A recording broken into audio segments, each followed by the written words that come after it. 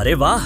अगर आपको रोंगटे खड़े कर देने वाली हॉरर फिल्में पसंद हैं, तो मलयालम की यह थ्रिलर डाइज आयरी, जिसका मतलब है क्रोध का दिन, आपकी नींद उड़ा देगी।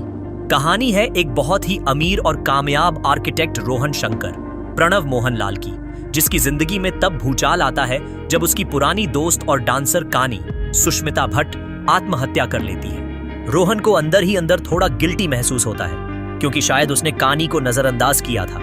जब वह कानी के घर जाता है तो एक छोटी सी मगर बहुत बड़ी गलती कर बैठता है। वह चुपके से कानी की पहचान मानी जाने वाली लाल हेयर क्लिप चुरा लेता है, बस एक याद के तौर पर।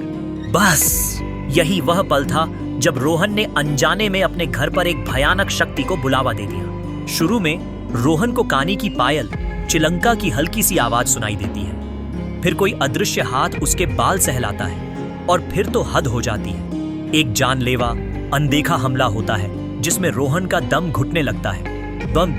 जिसमें रोहन का दम। डर के मारे रोहन अपने पड़ोसी मधुसूदनन मधु पोट्टी गिबिन गोपीनाथ से मदद मांगता है, जो तंत्र मंत्र और भूत प्रेत के बारे में थोड़ा बहुत जानते हैं। शुरुआत में उन्हें लगता है कि यह कानी की आत्मा है, पर जब वही प्रेत रोहन के घर आए कानी के भाई को छत से नीचे फेंक देता है, तो मधु समझ जाता है कि यह कोई उदास आत्मा नहीं, बल्कि एक हिंसक और सिर कटा हुआ पुरुष भूत है। जांच में पता चलता है कि यह भूत है मनु फिलिप सेबेस्टियन, जो कानी से एकतरफा और पागलपन की हद तक प्यार करता था। यह मनु कानी के घर में काम करने वाली नौकरानी एलसम्मा जया कुरुप का बेटा था, जो कैंसर से मर गया था। एलसम्मा अपने बेटे के मोह में इतनी अंधी थी कि उसने उसका अंतिम संस्कार नहीं किया और कुछ काले जादू के तरीके अपनाकर उसकी आत्मा को घर से बांध दिया।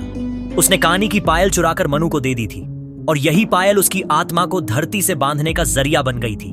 अब यह मनु का भूत, जो पायल से बंधा था, मानता था कि कानी से जुड़ी हर चीज उसकी है, और इसीलिए वह रोहन पर हमला कर रहा था, क्योंकि रोहन ने लाल हेयर क्लिप चुरा ली थी। क्लाइमैक्स में रोहन और मधु एलसम्मा का सामना करते हैं, जहां उन्हें मनु की सड़ी गली लाश बिस्तर पर मिलती है और पायल अभी भी उसके पैरों में फंसी हुई है। मधु को समझ आता है कि इस भयानक भूत से छुटकारा पाने का एक ही रास्ता है, पायल को जलाना होगा। एक खौफनाक लड़ाई के बाद रोहन किसी तरह चाकू से मनु के गले सड़े पैर काट देता है, जिन पर पायल बंधी थी, और उन्हें आग में फेंक देता है। आग लगते ही मनु की आत्मा को मुक्ति मिल जाती है और रोहन चैन की सांस लेता है। पर कहानी अभी खत्म नहीं हुई। फिल्म एक चौंका देने वाले अंत पर रुकती है। रोहन जब विदेश जाने की तैयारी कर रहा होता है, तो वही लाल हेयर क्लिप वापस उसके बिस्तर पर मिलती है, जिसे उसने वापस कानी के घर रख दिया था, और फिर से सुनाई देती है पायल की आवाज। इस बार जो आत्मा रोहन के पास आती है वह मनु की नहीं, बल्कि कानी की होती है। वह रोहन के पास बैठकर उसका नाम लेती है। इसका मतलब साफ है, रोहन ने एक जुनूनी भूत मनु से तो छुटकारा पा लिया, लेकिन अब उसका सामना अपनी गलती और पछतावे, गिल्ट की आत्मा यानी कानी से होगा। रोहन के लिए असली क्रोध का दिन अब शुरू हुआ है।